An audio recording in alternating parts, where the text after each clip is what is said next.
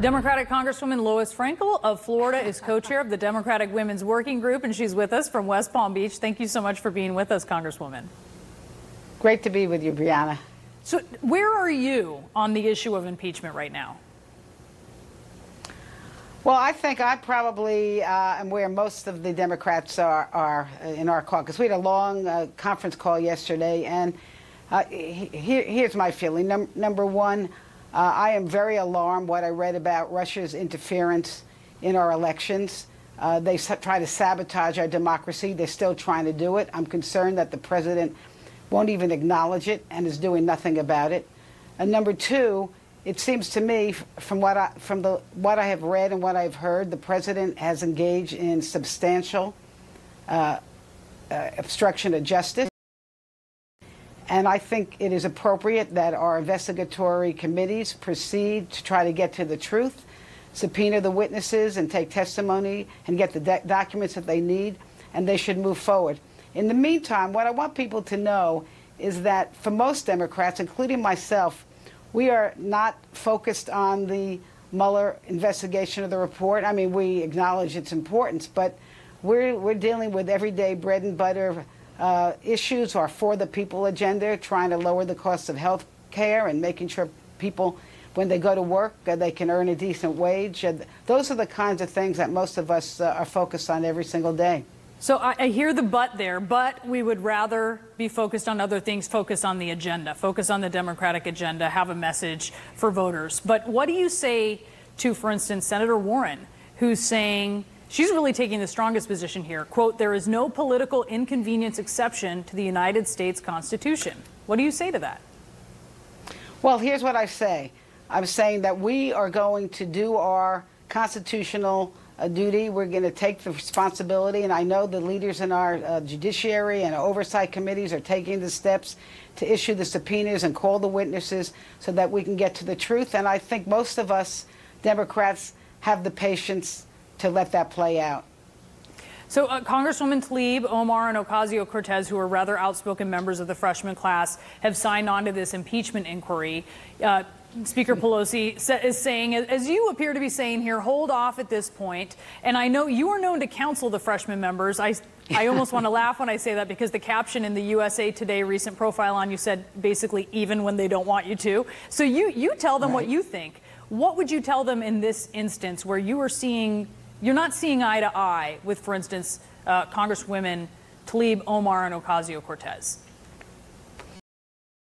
Well, I haven't seen them recently because we have been on our district recess period. What would you say to them? Well, here's what I often try to say to them. I have many conversations with AOC, who is very delightful, very forward-thinking.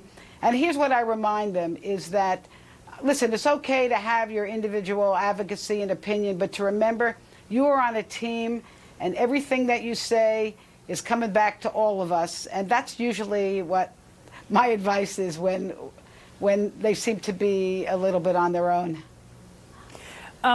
So in this case, so you would like them to not be so far out in front of their skis on impeachment? That makes it hard for you? Well, you know what? In this case, listen, I think they're free to give their opinion on this. I don't think it's going to affect necessarily the process that our judiciary and oversight committees go on. But I mean, I think we're going to be on a steady course to get to the truth. I think it's okay for different members of Congress to have different opinions. They're not the only ones who are talking about impeachment. But I think most of us, we want to get to the truth. We are very alarmed by what we have read in the report so far, and we're willing to let the process play out.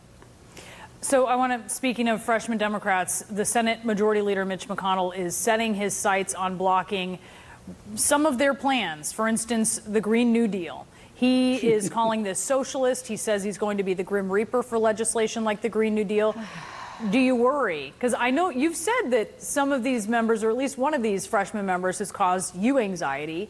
Do you worry about your caucus, as you say to them, your team being defined by just one or two players who are trending very much to the left?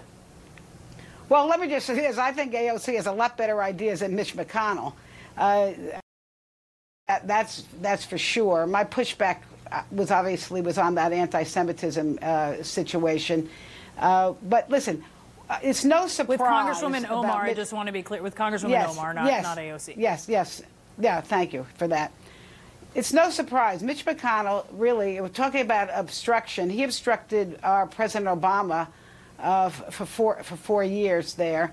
He didn't compromise on anything. He even held up a Supreme Court nomination for a year. So I think with Mitch McConnell, we are sending him lots of really good legislation we have on gun safety, on equal pay for women, on cleaner government. So let's see him try to take up some of these issues. On climate change, I expect we're going to send him some more good legislation. Let's, for example, get back into the Paris Accord. So Mitch McConnell is going to have plenty of time to even take up mainstream legislation. But that's not, he's trying to define you not by the mainstream legislation. Do you have concerns about that? No, I think we should base every idea on its own, and we're going to give him a lot of opportunity to either say yes or no to making it safer for our kids to go to school every day, not get shot by some maniac, by having more transparency in our campaigns, by making sure that when men and women go to work, they get paid the same. We're sending him that kind of legislation, and I expect we'll send him legislation on lowering the cost of medicine and building our infrastructure. Let's see what he has to say to that. All right, Congresswoman Lois Frankel, thank you for joining us from Florida.